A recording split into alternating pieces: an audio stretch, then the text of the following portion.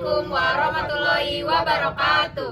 Perkenalkan, kami dari kelompok Kerajaan Demak ingin menampilkan video drama tentang proses masuknya ajaran agama Islam di Kerajaan Demak.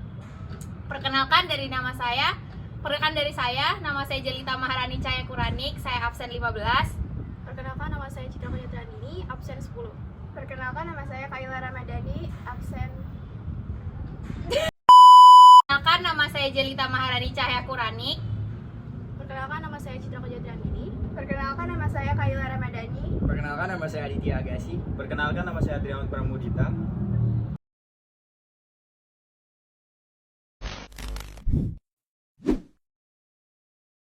Ceritakan di daerah Jawa Tengah pada sekitar abad ke-9 berdirilah Kerajaan Islam Demak. Raja pertamanya sangat tersohor bernama Raden Fatah.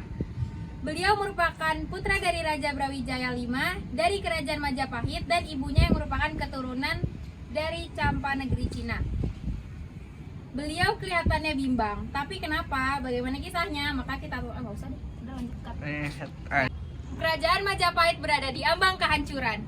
Keadaan pemerintah kacau balau. Para pejabat kerajaan saling berebut kekuasaan dan kekayaan. Rakyat kecil terbengkalai. Sebagai kerajaan yang pernah berjaya, Majapahit berada di titik kebobrokan. Saat itulah fajar mereka dari alas Gelagahwangi. Tampillah sang pemuda yang menyampaikan risalah Nabi, menyebarkan agama dengan kitab suci, luhur dan mulia dalam budi pekerti. Pemuda itu tak lain ialah seorang putra Raja Majapahit Brawijaya Kertabumi yang bernama Raden Fatah. Raden Fatah adalah seorang putra raja dari Selir yang tinggal di Palembang. Saat dewasa, ia melakukan perjalanan ke Pulau Jawa untuk menyebarkan agama Islam. Bersama saudara tirinya yaitu Raden Husein, mereka berguru kepada Sunan Ngampel.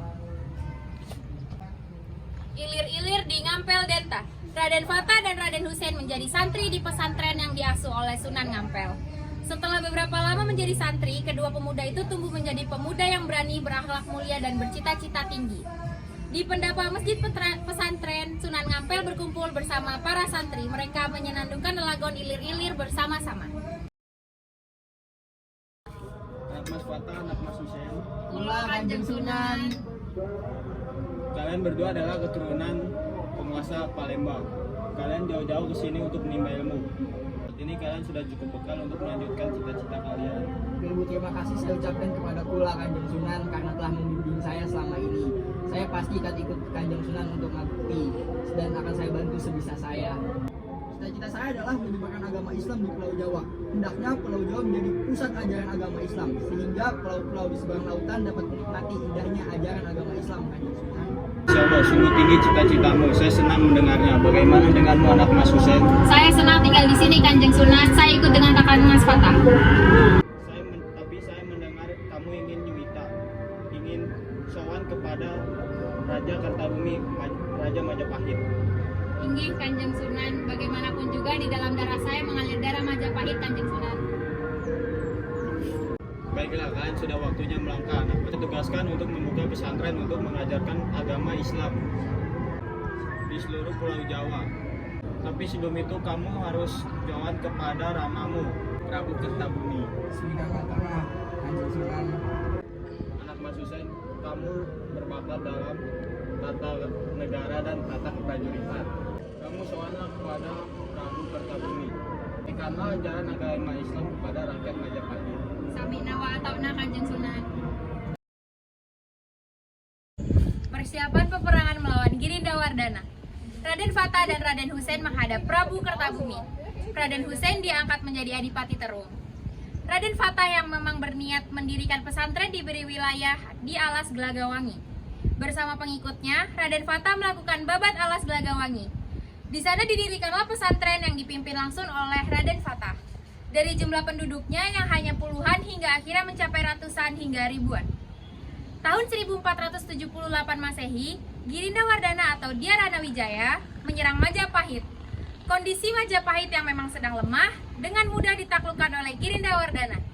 Prabu Kertabumi tewas dalam penyerbuan tersebut. Majapahit dikuasai oleh Girindawardana. Jatuhnya Majapahit menggerakkan hati Raden Fatah. Sekaranglah saat untuk mengambil kepemimpinan di tanah Jawa.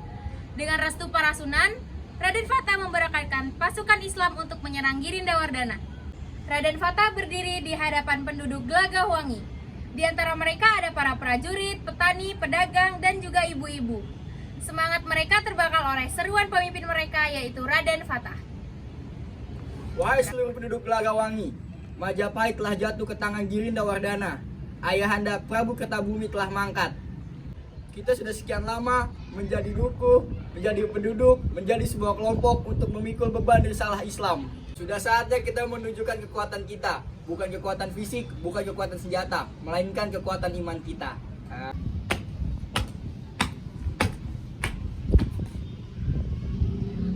Lapor segenap prajurit siap berdiri di garis depan, Kanjeng Gusti. Kula siap mangkat, Kanjeng Gusti. Saya akan menyiapkan kuda-kuda yang terbaik. Bagus sekali, akan tetapi ketahuilah kita membutuhkan semua kekuatan yang ada, baik prajurit, petani, pedagang, maupun semuanya. Kita semua harus serang Girinda Wardana. Baik, Kanjeng Gusti. Lapor diterima, kembali ke tempat.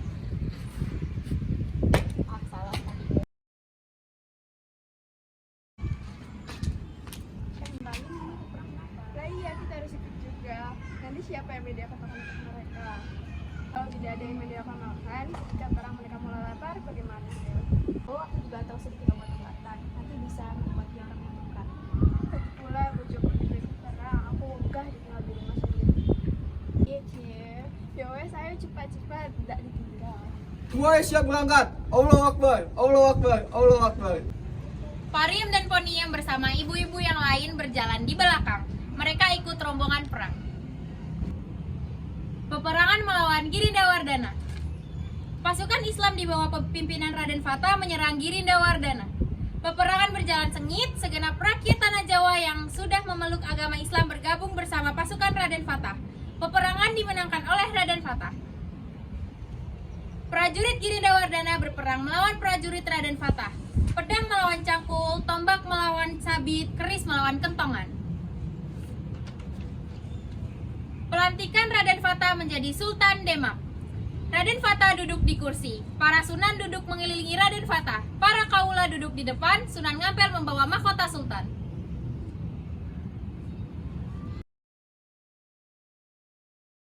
Hai rakyat sekalian, perhatikanlah. Hari ini atas musyawarah dan kesepakatan para waliul amri dengan para wali yang terdiri dari beberapa sunan, kami mendirikan kesultanan untuk menjamin kelangsungan penyebaran agama Islam dan menjamin kesejahteraan rakyat. Kesultanan ini bernama Kesultanan Demak dengan ibu kota Yogyakarta. Allahu Akbar, Allahu Akbar, Allahu Akbar.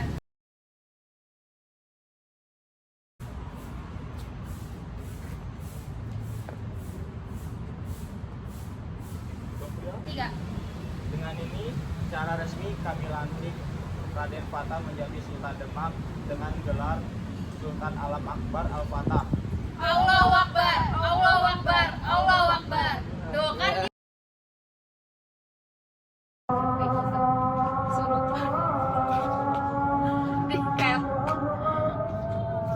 Nah, saudara. La ilaha illallah.